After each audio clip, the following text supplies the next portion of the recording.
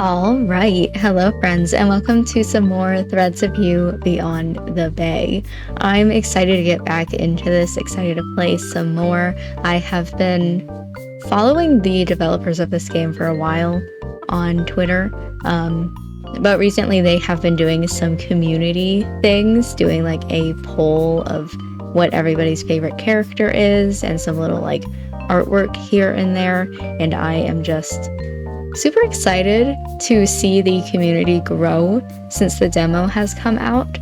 I'm very surprised by the character popularity poll because I guess I don't know who I would think would be the most popular character, but so far the top 3, it keeps changing every day.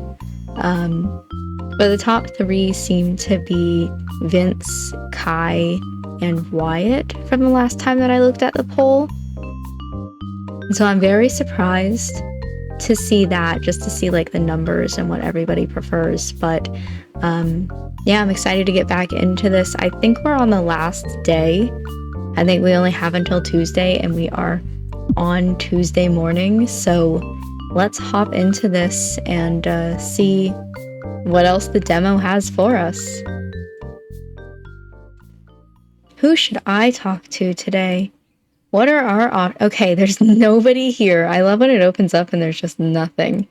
We have, okay, 2 people at the bookstore. Let's go. Wyatt is in the town square. We have Chris at the beach, and Jean is at the arcade. I had to try to remember whose profile picture that was. All right. Let's hold on. Let's go to the bookstore then, and let's see. 1, I've been meaning to go to the bookstore for a while. And 2, because our favorite without a profile picture is there. The trek to the bookstore isn't too far, but you can't help slowing down to admire the quiet, colorful streets. Art covers the walls on either side of you, featuring... That was an interesting sound from outside my bedroom window. Not sure if it was tires squealing or something else. Anyway, art covers the walls on either side of you, featuring spray paint and chalk graffiti from local artists. There's posters taped in several spots advertising community events, concerts, and more. Just as you reach your destination, you come to a full stop when you see a familiar and very recognizable head of white hair. Vince is crouched down in front of the book hook's window, hearing intently as he pokes at the glass with his finger, okay? That's not strange at all. I wonder what he's up to. You slowly inch forward, unsure of how to greet him. Maybe you can slip past him or just try to approach normally. Vince turns his head and instantly pins you down with his gaze. Oh no, I've been spotted. Shit, there go my choices. You walk towards him, acting as casually as one can after getting caught sneaking up on someone. Hey, Vince. Oh, hey, Kit. He goes quiet, leaving you two awkwardly staring at each other for a few seconds. He clears his throat, opting to turn back to whatever he's been staring at through the glass. Still not a fan of small talk, huh? Well, that's okay. What could be so interesting about, oh my fucking god? You follow his line of sight and gasp softly at the cutest black cat on its... I figured it was a cat. Like, bookstore, cat just makes sense. At the cutest black cat on its back, stretching far to paw at Vince's finger. Understandable. Pink toe beans press against the glass, trying valiantly to capture its prey. Bright, round green eyes are transfixed on Vince, and you notice a fluffy tail playfully flicking back and forth. The faintest puff of laughter graces your ears, so you tear your gaze away to find Vince smiling, his expression light as air. Is this a friend of yours? It seems to really like you. Vince blinks, looking up at you like he forgot you were beside him. Oh, yeah, her name's Chipoki? Do you come to visit her often? Sorta. Chipoki's nice, but pretty picky in who she interacts with. Sounds like you two have a lot in common. I'm not a cat, though. That's not the similarity I was thinking of, Vince. Oh. Silence slides in between you two again. He taps his finger in a different spot along the window, watching intently as she follows, paws making cute little thumps against the glass. You have a bunch of questions floating around in your head, but something about this quaint quiet is so nice that you keep them to yourself. Vince laughs again, the sound just barely audible, like he's holding himself back. Memories of his loud, bright laughter as he lays on the park floor resurface. You'd do anything to hear that again. Chipoki's tail is going full speed now, flapping against her bed excitedly. Vince stares at her fondly, his chin propped up by his other hand. You can't help but admire how soft and comfortable Vince looks right now. Sure, you could also ask about the details of how he knows you, how long he's been there, and all that, but there's something about him looking so relaxed that makes you feel like you need to savor this. If anything, you really hope he'll show you more of this side to him to you eventually. Not that you were hoping you'd be the cause of his smile next time. Nope.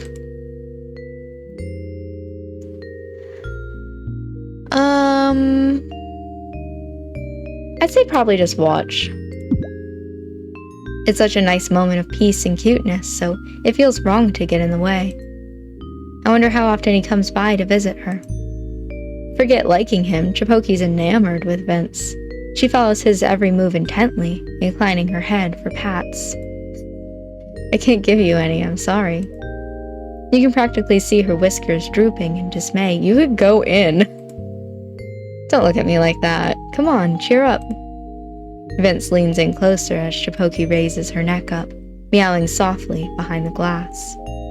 He mouths something at her, and is he meowing back? You do a double take. No, there's no way, right? He was just saying something back to her with normal human words. You were totally imagining things. Probably.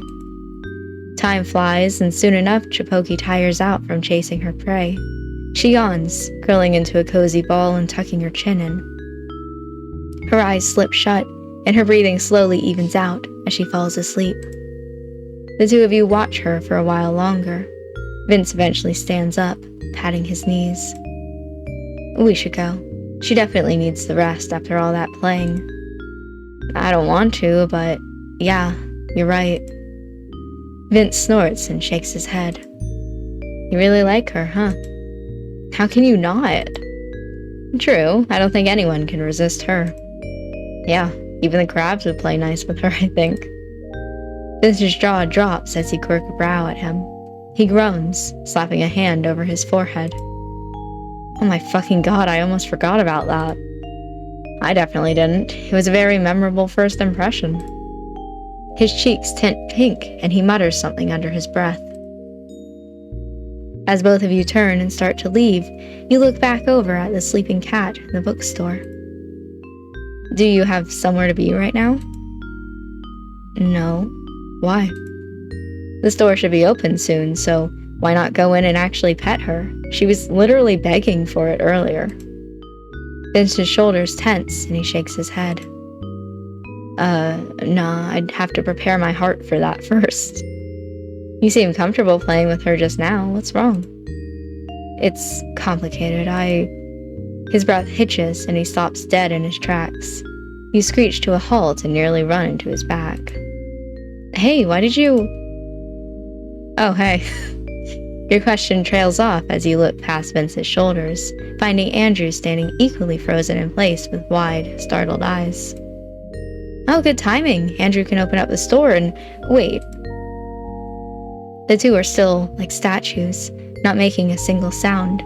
You glance between them, confused to find Vince's face stricken with fear? Anxiety?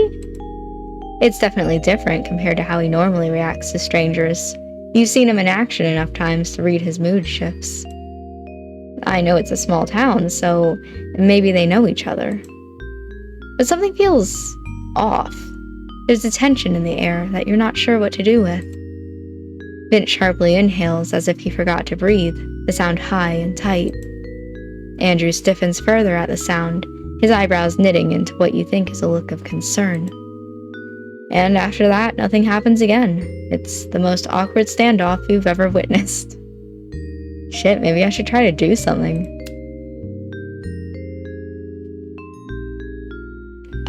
Yeah, sure, I'll say hey.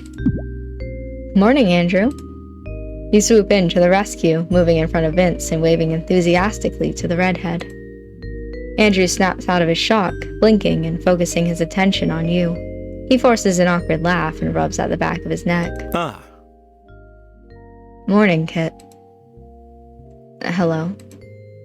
Thankfully, Vince seems to have recovered too, even as he continues to hide behind you. Are you opening up shop now? Oh, yeah. I just finished handling some business-related stuff. Good timing, then. We just finished playing with Chipoki. She's so cute, I don't know how you can leave her alone. Yeah, that is sure enough what he did. I always make sure to give her plenty of attention afterwards, don't worry.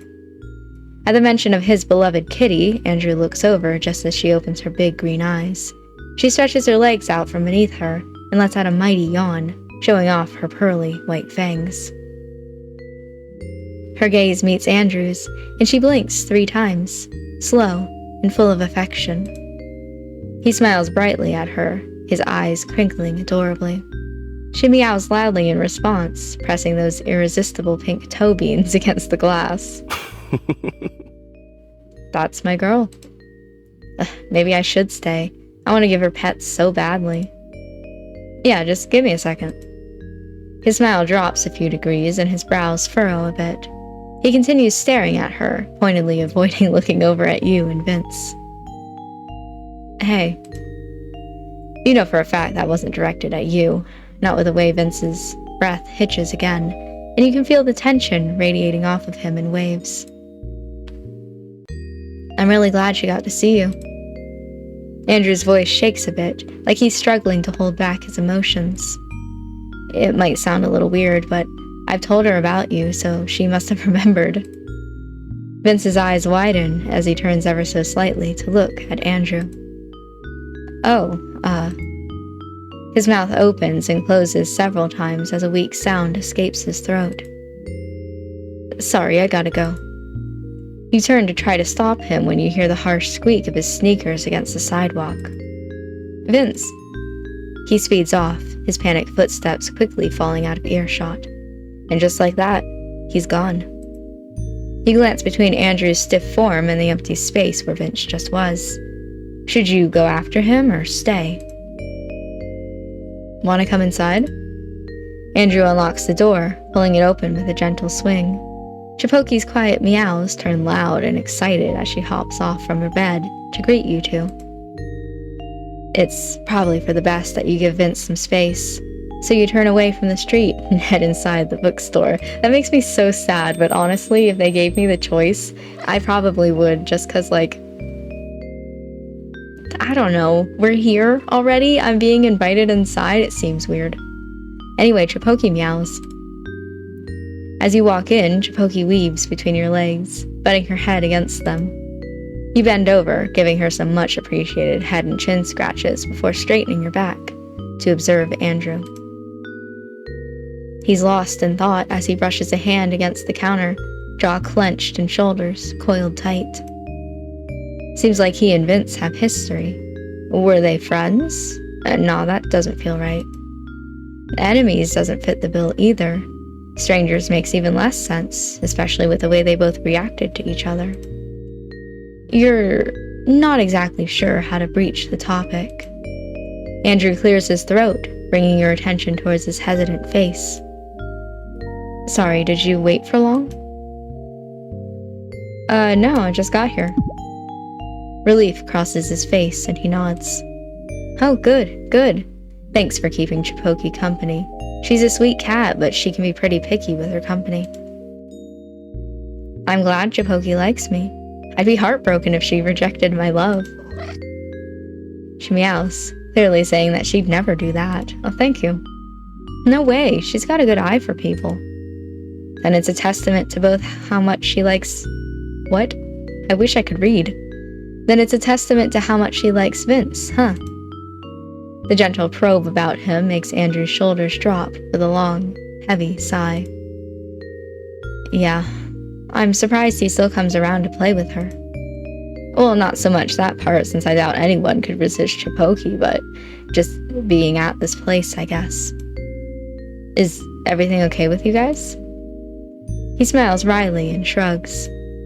That's a hard question. I don't want to bog you down with the past right now. I get it. Don't push yourself. I'm all ears when you want to talk, though. Thanks. I really appreciate it. If anything, I'm kind of bummed out I missed it while I was out throwing the trash. You sure did. Chipoki's tracking skills are top-notch and super adorable. Maybe one day I'll get the chance to see them together. There's a brief silence after he finishes speaking. He beckons Chipoki over with a click of his tongue. She dutifully struts over to him, purring as she bumps her head against his hand. You watch him pet her with gentle, loving touches. Her eyes are squeezed shut as she laps the attention up, looking extremely pleased. Aside from napping and playing with people behind the window, does Chipoki have any other fun activities on her schedule? Not really. She wanders the bookstore while I'm busy, finding a little nook to relax in if she doesn't want her bed. She needs more enrichment. Look at her, she's just begging for it. She totally agrees with me. That sounded more like a question than a confirmation. But you make a good point. She's usually more playful and energetic when there's no customers. I know she wanders off throughout the day while I'm busy, though. You can only roam a store for so long before a bunch of energy builds up and you just don't know what to do with it, honestly. True. He looks over to you and smirks, his eyes twinkling with mirth. Is that your way of volunteering yourself? Wait, what? Yeah. Why don't you take her on a walk? On a walk? I've got her harness somewhere around here. Chipoki perks up, eyes wide and tail raised sky high with excitement. Andrew laughs, scratching in between her ears. She seems really into that idea. Well, she turns to you and meows pleadingly. You've heard of puppy eyes, but kitty eyes are even more lethal. I'll think about it. Your fate is as good as sealed with that. Interesting. I don't fully remember the relationships between characters. I know that I had read about them at some point.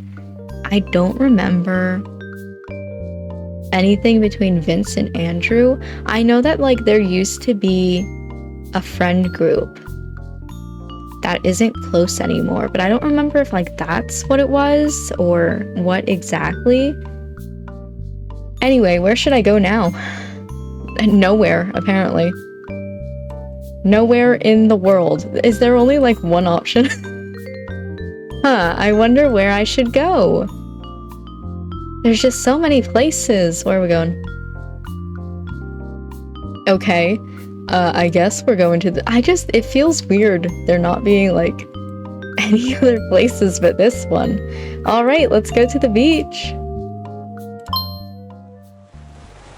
You walk along the beach, breathing in the refreshing, salty sea breeze. Seagulls cry high above your head, while some others waddle across the sand.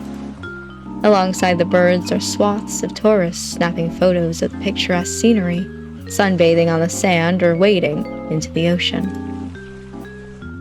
Thankfully, it isn't too hot, so you're more than comfortable hanging outside instead of seeking shelter in a place with AC.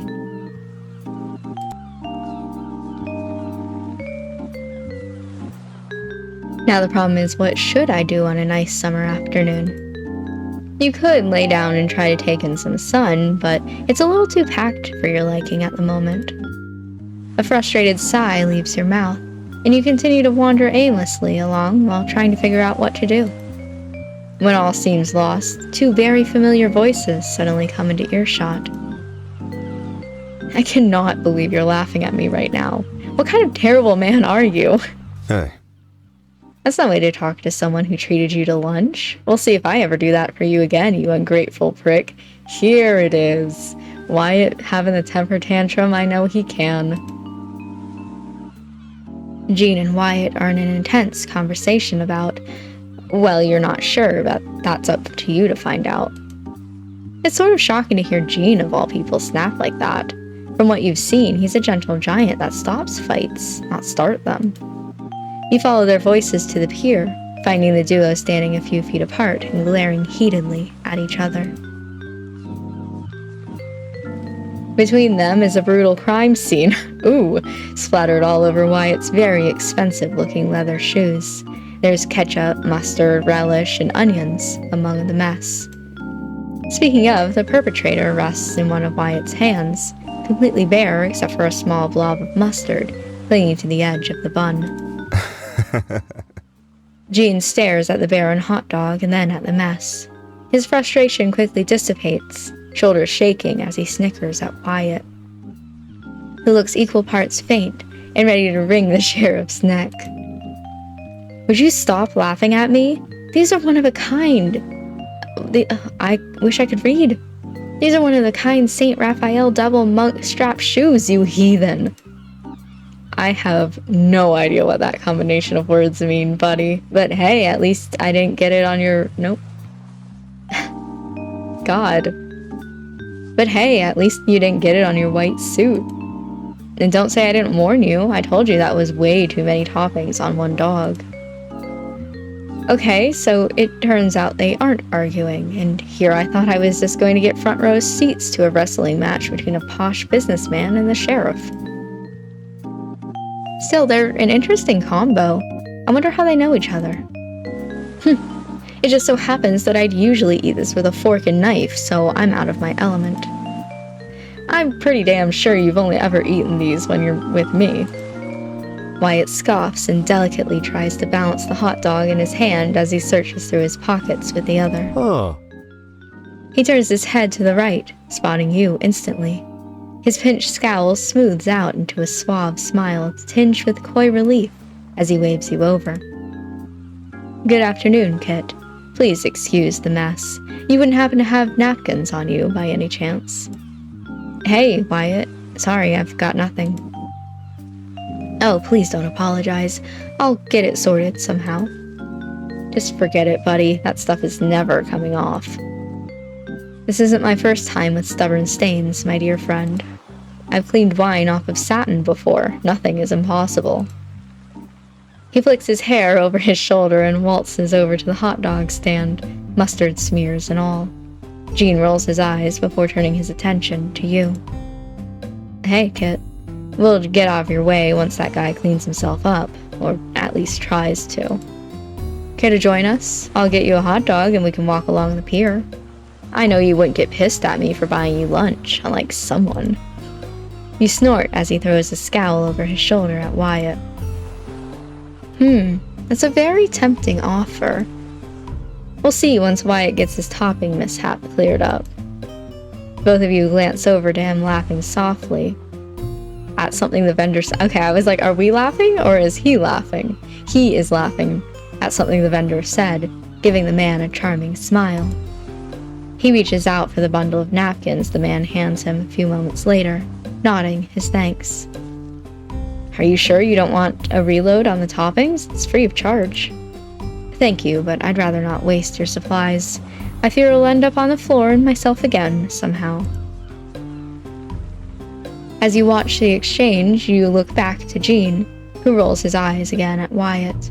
He notices your curious gaze, offering a casual shrug and a smile. So, if not for this hasty hot dogs, what brings you to the pier? We're just passing by. You know me, just wandering around town like usual. Jean raises a brow and puts a hand on his hip. You heard us and wanted to check things out, didn't you? Damn it. I should have known not to lie in front of the freaking sheriff. He instantly picks up on your silence and huffs fondly. We were being pretty loud, huh? I don't think I'm setting a good example for the public while causing such a scene. Oh? You two seem to be having a wonderful conversation without me. Wyatt approaches and shares a glance with Jean, who smirks in response. You came back just in time. We were talking about you, actually. The man scoffs at Jean and turns to you. Please disregard everything he said. His trustworthiness is limited to his work and nothing else. Hey. I was just joking. Yes, I'm sure you absolutely weren't trying to ruin my reputation in front of Kit. I know you all too well, Williams. For all the bickering these two do, they seem close. But seeing the sheriff hanging out with a rich businessman doesn't quite make sense, so maybe you found yourself in between some official business. Actually, am I interrupting something here, guys? I can leave if you want. They both startle at your suggestion and quickly shake their heads. No, it's nothing formal like that. We're just catching up since it's been a while. Yeah, we saw each other fairly often in high school, but we've gone our separate ways since then. Our schedules have never quite matched up. But I happen to be on vacation and Jean is off duty today, so here we are. However, I would have preferred a different venue for lunch. Oh. He sighs dramatically before taking an elegant bite of his food. This is the first time you've seen someone make a hot dog look like it's gourmet. You make one hell of an exciting duo. How long have you two known each other? Wyatt and Jean meet each other's gazes. I'd say it's just short of 10 years, perhaps. Give or take, yeah, I stopped counting after a while. To be honest, I'm surprised you two went to the same high school. I had Wyatt pinned as a boarding school type guy. It's what my parents wanted, but I chose otherwise. I have fond memories of this town growing up, so I opted for schooling here. Just exactly what was his childhood like in Brine Bay to make him do that? You shelve the question for later. Yeah, lucky me or bumping into you. Lucky me or bumping into you back then, huh? You should consider yourself as such, actually. These two really like to go at each other, huh? That's my other question, actually. How did you two get acquainted? We were both in the student council. I, of course, was the president, and Jean here was vice president. It was a triumphant 2 years, and we shaped the student body for the better under my guidance. We were quite the pair, you know. He's making that second part up. The most power we ever had over anything was organizing prom. You two seem close. They both make disgruntled faces at your observation. We do? It's been a long time since we've hung out, but I guess some things haven't changed since high school. Well. Except for your physique. Hey, I did offer you morning training sessions on the weekend to get into shape. And lose out on my much-needed beauty sleep? No, thank you. Jean scoffs as Wyatt takes another bite from his hot dog. Even if they say they aren't close, I'm getting a clearer picture now of how they were before. It's pretty funny to watch them interact. Honestly, we barely hung out together in the first place outside of student council meetings. The busier things got, the less we saw of each other, especially when senior year came around. But that's normal for everyone. We tend to drift apart from school friends once we grow up. Wyatt nods, dabbing a napkin against his lips. I don't find it too depressing in the grand scheme of things. A familiar face to meet up with from time to time is more than enough for me. Same here. I feel bad enough as it is when I cancel plans with friends at the last minute whenever I get a call from work. Yeehaw! If things don't go as planned, there's more time in the future.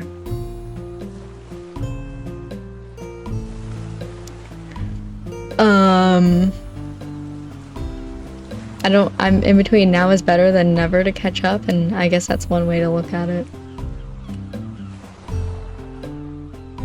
I guess now is better than never to catch up? I don't know.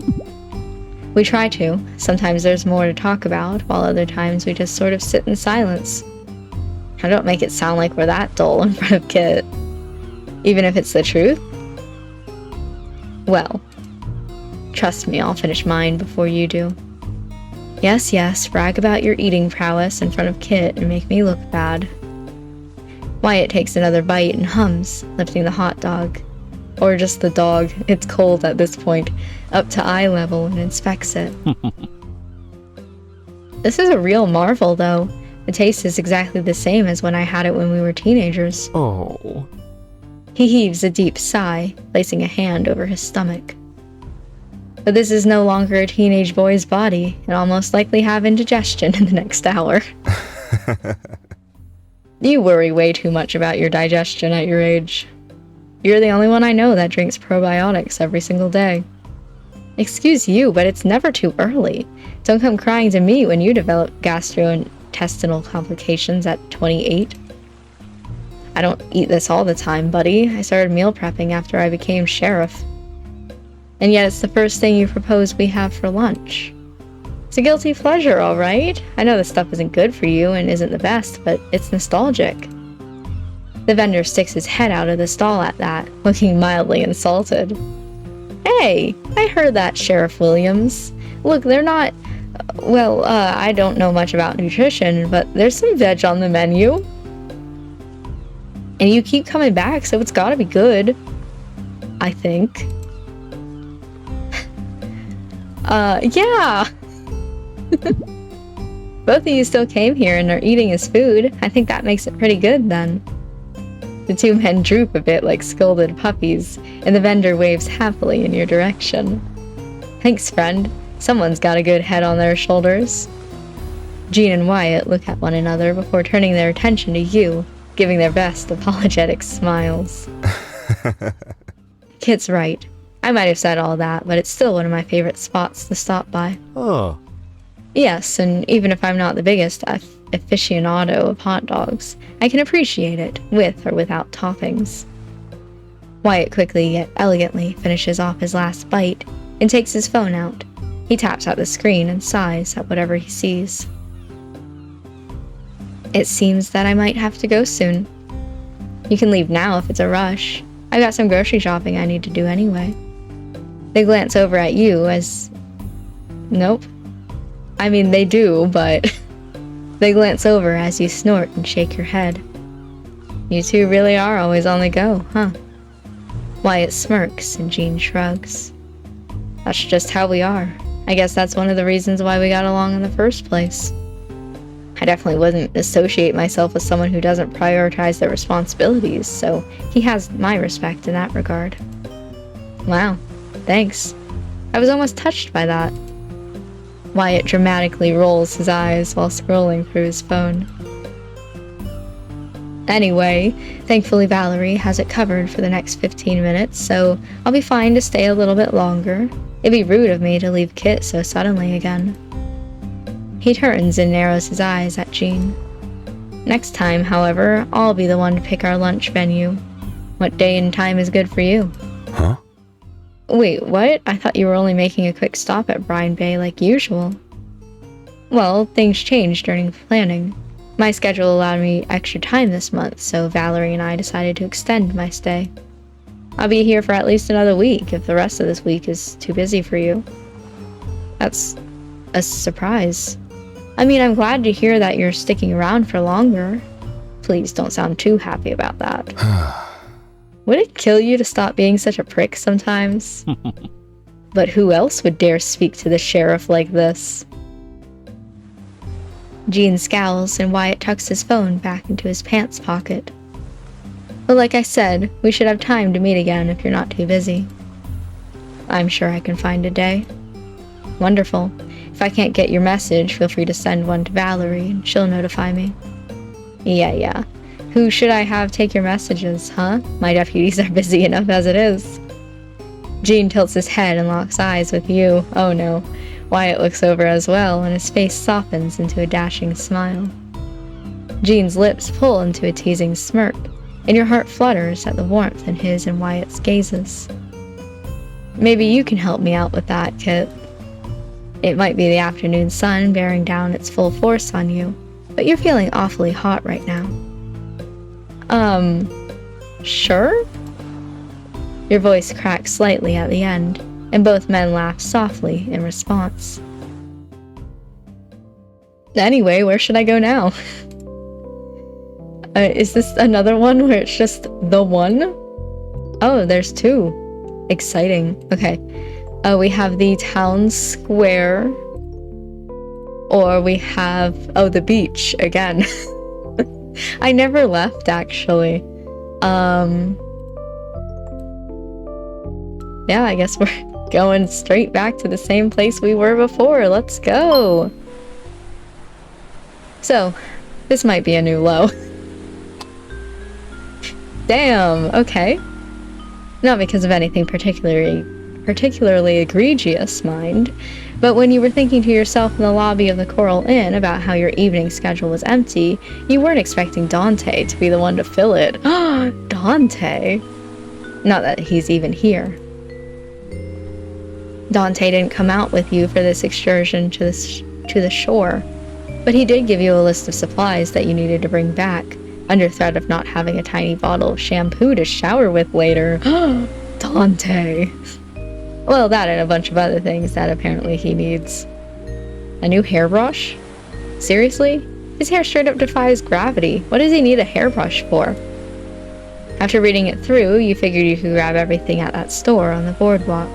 Nearly everything else in town was starting to close. As you make your way to the beach and hook a left onto the wooden slats that line the path onto the sand, you're immediately met with the monochromatic shock of a person. Sorry, I wasn't paying attention. Hey. With both of you taking a step back, it suddenly becomes clear who bumped into you. Vince blinks back, lips parted to speak before he settles on shoving his hands into the pockets of his jacket instead. Hey yourself. Compared to when you saw him at the bookstore, Vince looks more at ease here. I like that it is remembering all of the different, like the crab conversation. I just now thought about this. If you didn't have that conversation with him, that would seem so weird that it keeps bringing up crab conversations, you know? And because, like, we were talking at the bookstore, now it remembers that I met him at the bookstore when there's so many other places that I could have been. I've just now thought about, like, all the thought that was put behind this game. All the different variables they're accounting for. Anyway, Vince looks more at ease here. Between the change in scenery, the difference of a day's worth of time, or the clear absence of Andrew, you're not sure which has made him less nervous. Hi, Brian. You click your tongue, tipping your head in the direction of the path back into town. You don't have somewhere to be? Vince's eyes widen, a flash of embarrassment and horror crossing his expression before he covers his mouth, awkwardly coughing into his sleeve. Yeah, let's pretend that was a unique circumstance and not ask any more questions. He drops his arms back down to his side, uselessly. I don't have anywhere to be right now. Enjoying another good rock today? Nah. Some seal took it. Nature's law of finders keepers. I had to respect it. It wasn't at all the fact that it weighed a ton and you probably couldn't move it. I mean, you know, that was part of it. Were you planning on hanging out? The beach closes at around, 10, but you've got until the lifeguards make their last sweeps at 11. Not today. For once, I have plans. His head tips to the side, eyebrows raising slightly enough that you can't tell if he's actually interested or if he's being condescending. Ooh. God. These are some good options here. Hot dog cart robbery is probably the one that I'm going to choose.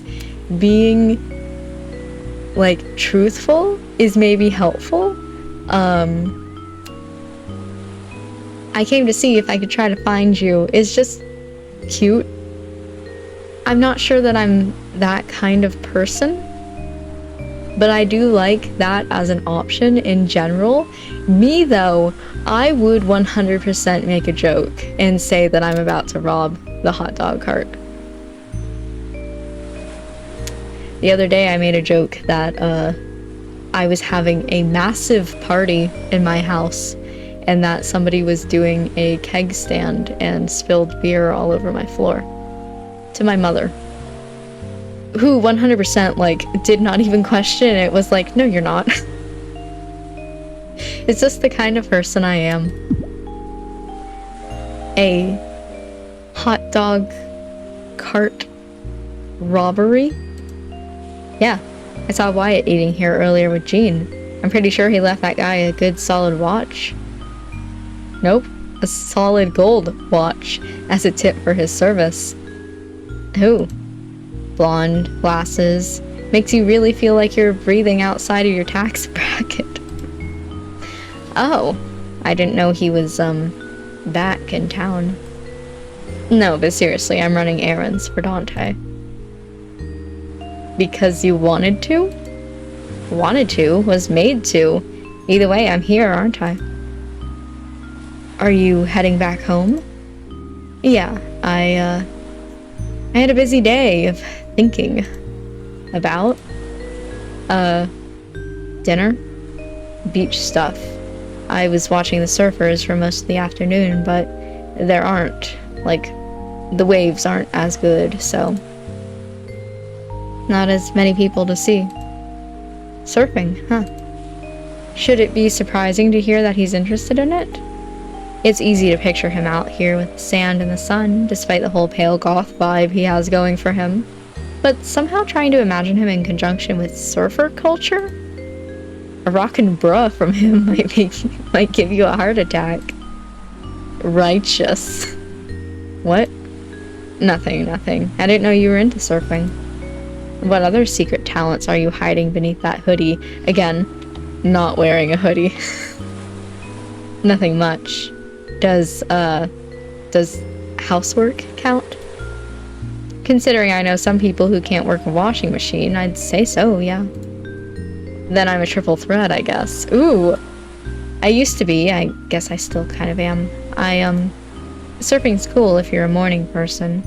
And, you know, you find the right guys to go with, and it's fun. He shrugs noncommittally, dragging his hands back out of his pockets for extra emphasis. Vince shifts back and forth on his feet, pausing before he steps to the side and gestures for you to take the lead. You got errands, right? Yeah, but I'll come with. I need to grab some groceries anyway. Are you sure? Sure, I don't mind. The two of you fall into step along the boardwalk, making your way towards the only storefront with the lights on and the shutters drawn. Have you ever gone surfing? Oh, I'm pretty much a legend in the wave. No, I'm not. I'm in between. I've never had the chance to try, but I've always wanted to. And no thanks, it sounds like the last thing I want to try. Because I've never done it before. I feel like if I had like a group of friends or somebody who's like, hey, do you want to go surfing? I'd at least try it out, you know? But I wouldn't do it all by myself. I wouldn't go out there and be like, heck yeah, I'm gonna go surfing. So I guess that answer is closest to I've always wanted to. But it's more in between. If somebody asked. You could always try it while you're here. There's instructors. Some of them work for cheaper, so you don't have to empty out your savings or anything. I didn't even think about that. You're right. Anyway, we're inside here now. I misread that. Vince trails off as he's wont to do, nudging the door open with his shoulder. The bell rings gently overhead as you both step into the faint humidity of the general store. I actually, I've never seen this place before, so I want to look at it. They have Crayoni! Heck yeah! I don't know what this says. Just looking at all the different options. Ooh, jammies and undies! Let's go! Undies for $10. Whatever. Can I hide this? Yes, so I can look at it better. You can get a hat for $30. Just pills for $15. Oh, these are behind my head. I'm sorry. I can't tilt that far. You can at least see the hats. Okay. I don't know what that says. Tisraor. Jack. Okay. All done. It's the same as the last time you saw it. I've never been here before in my life. The only difference looks to be the small sign that's now posted in a pile of shells on the counter, reading, "Now selling seashells by the seashore. Let's go." The singular employee glances up from his reading, waving a greeting with the paper in his hand. "Back again? Did you forget something the last time you were here?" He grins impishly, but thankfully leaves it at that before he offers a nod in Vince's direction. He returns it with his usual calm energy. You take another look at your list and orient yourself to the aisles, Vince already having quietly disappeared into a farther corner of the store. Nothing entirely new. Vince would go where he went, and you'd find him later. One item after the next enters your basket as you find the things on Dante's list. Most of it is thankfully congregated in one particular section of the store, though why are the shampoo and conditioner stored next to the peanut butter? And multiple types of peanut butter at that. You can't really make any sense of the organization, but maybe that's part of the appeal. You find everything? You nearly jump out of your skin at the sound of his voice, and Vince holds up his hands in mutual surrender, the glass bottles in one of his cardboard crates clinking together. "Sorry, I didn't mean to. I'm fine, I just need to start my heart again." I wasn't that loud. Apologetic as he says he is, Vince still smiles a little too widely at having startled you. Outside of the crate, you spy his arms laden with any number of frozen goods. A handful of single-serving calzones and TV dinners, with a single bundle of spinach laid across them. Let's go! Spinach! You know what? Is a lot of it like junk food, technically? Yeah, but you got spinach, so it's healthy. He clearly found everything he was looking for. Yeah, pretty much. I was just finishing up. Thoughts? Orchid vanilla or cinnamon hazelnut? Is there a difference? I mean, a little? Carefully setting your basket down, you twist open one of the caps of the shampoo and tilt it towards him. Vince leans in, but you can feel his warm breath against the backs of your fingers.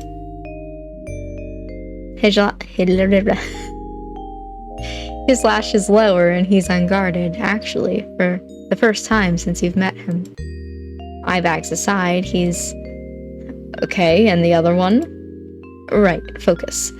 You close the first, then open the second, and he pauses to consider. Cinnamon hazelnut. Cinnamon hazelnut it is. The other bottles are placed on the shelf, and the two of you make your way to the counter to pay. We've already left.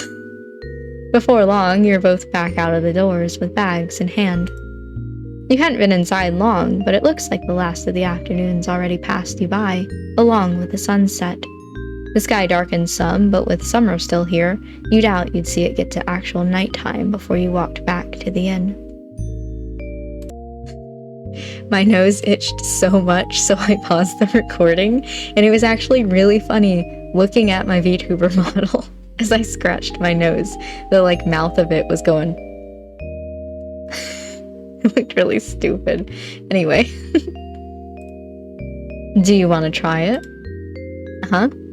You glance at him from the corner of your eye, and Vince looks back with a carefully pieced together look of indifference, lips pinching together from how tense he is. Try what? Surfing. Or, paddleboarding. Anything.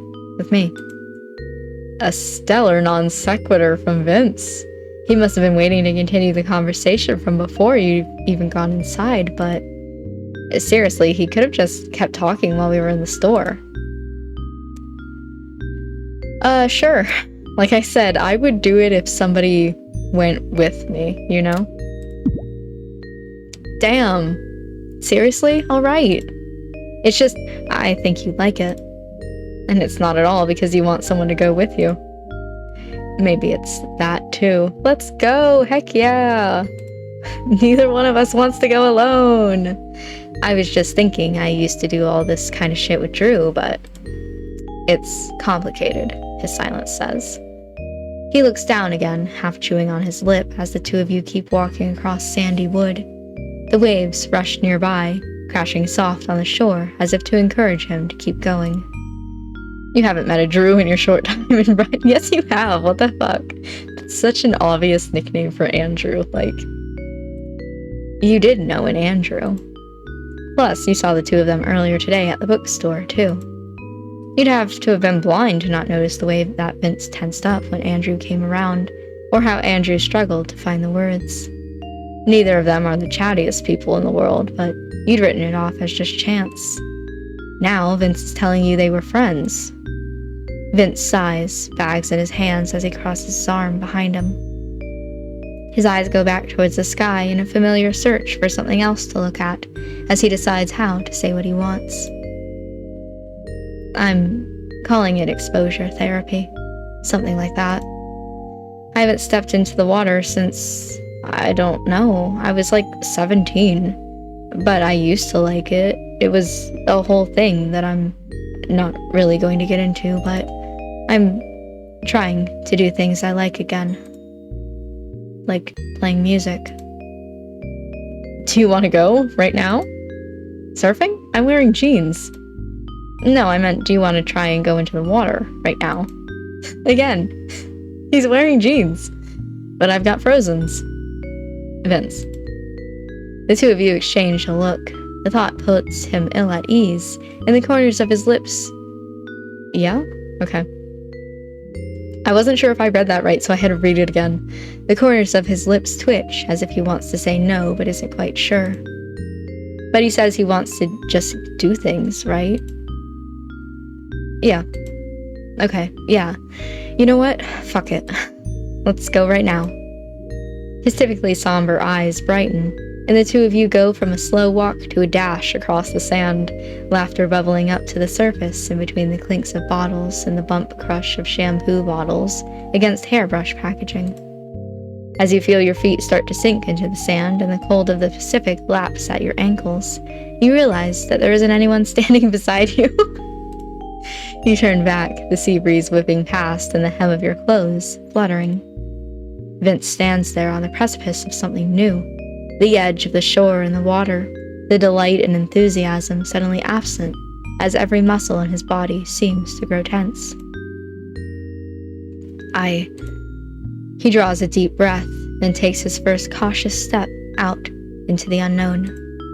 Vince doesn't remember to roll up his pants, but you hardly think it matters to a guy that says he's been afraid of the ocean since he was a teenager. Each step is slow, but he makes his way to you, confidence suspended somewhere in between the sky, the sea, and you. This is so much colder than I remember. How are you feeling, though? Good? Bad? We're only like shin deep, but... He turns his gaze out towards the ocean, watching as the waves roll in from another shore. I haven't even gotten this far in years. I don't even know why it felt.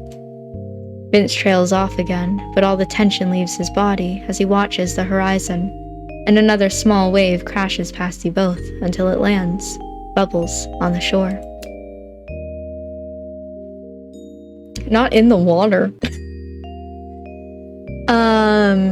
This also... Okay. We're like shin deep, he said, in the water. I guess that's enough water for splashing, but it seems weird. Pull him down to sit with you. Again, not while we're wearing pants, you know? If it was like a swimsuit, maybe. But jeans? No, that's uncomfy. I don't want to take his hand. But that's the only option that's like, I would not splash him and I would not pull him down to sit with me. So I guess we're holding hands now, bud. Listen, I don't make the rules. While the current isn't strong here, you know that the way the ocean moves sand means it'll literally pull the rug right out from under Vince. You reach for his hand, fingers brushing up against his, and Vince startles, nearly jerking it right out from your grasp until he realizes. His gaze lowers, sunset blush on his cheeks as he relaxes a closed fist into an open hand. I'm not going to fall.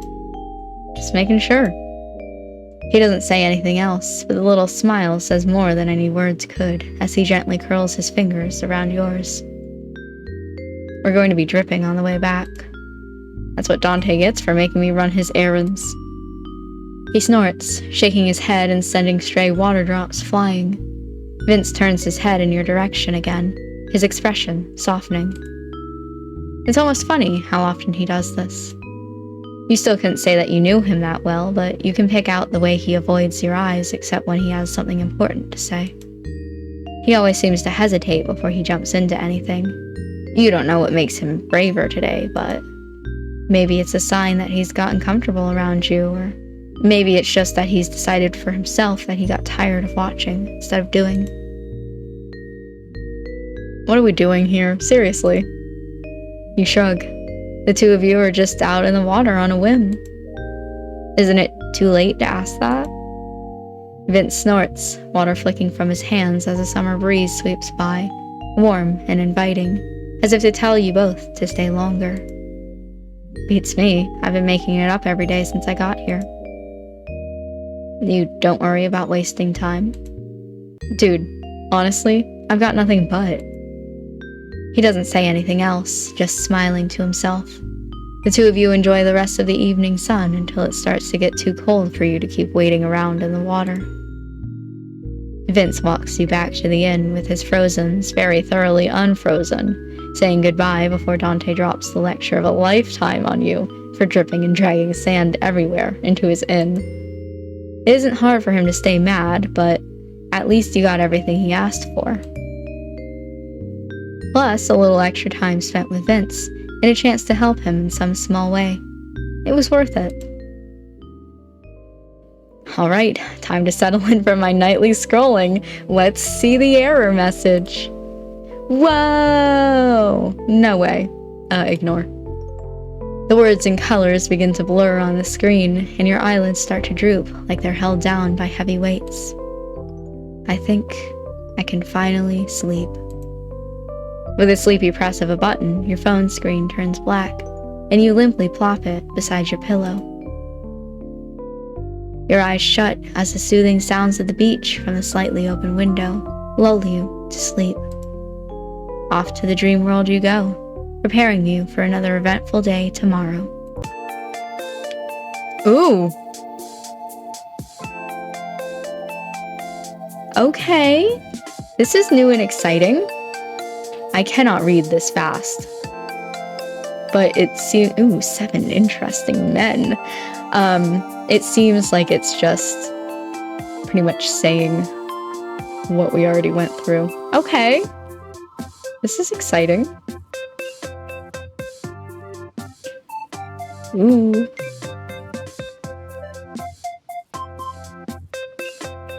You never know just what this town has in store for you. Support us on Kickstarter. They do have a Kickstarter going on right now. I'll go ahead and read the rest of this. Why not? Thank you so much for playing our demo. We sincerely hope you enjoyed it, and we'd love to hear about any feedback you have. You can join our Discord server, check out our socials to be kept updated. We also have a Kickstarter to help us make our full day... Bleh, to make the full game. I wish I could speak. Please consider supporting us by spreading the word or even donating if you're looking to grab some merch. They do have some interesting merch. We hope to see you back in Brine Bay again soon. Oh my gosh, they even make it so that, like, your name is there? That's so cute. And then it kicks you back to the main menu. Oh my gosh. Like I said, the first time that I was playing this, I just really like this game. Like, even with the first demo, I was like, I'm really excited for this game to come out. I'm very excited now, especially with the way that the demo has changed from the first demo to this demo. It's just looking nice. They've changed a lot of things with the game, but it's like exciting because you know that they're excited, I guess. Vicarious excitement. And I would be interested in this might be a mean thing to say. I would be interested in trying like other routes as well as the full game comes out. And just, yeah, I don't know. I'm just excited for this game, excited for it to come out, excited to see the community's reaction to it and see other people play the game. I really like this game. And going along with that, I really hope that you had a fun time watching me play through the demo. Make sure to check out Lavender Studios' social media check out the Kickstarter if this sounds like something interesting. I've never done like promo for somebody else. Hey, check out their Kickstarter so they can finish up making the game. I'm excited for it to come out, so therefore you have to be excited too. It's very important. But with that being said, I am done with the demo and therefore done with what I can play of this game until now. So, thank you for watching me play through Threads of You Beyond the Bay. I hope that you enjoyed, and I will see you in the future for another game on my channel.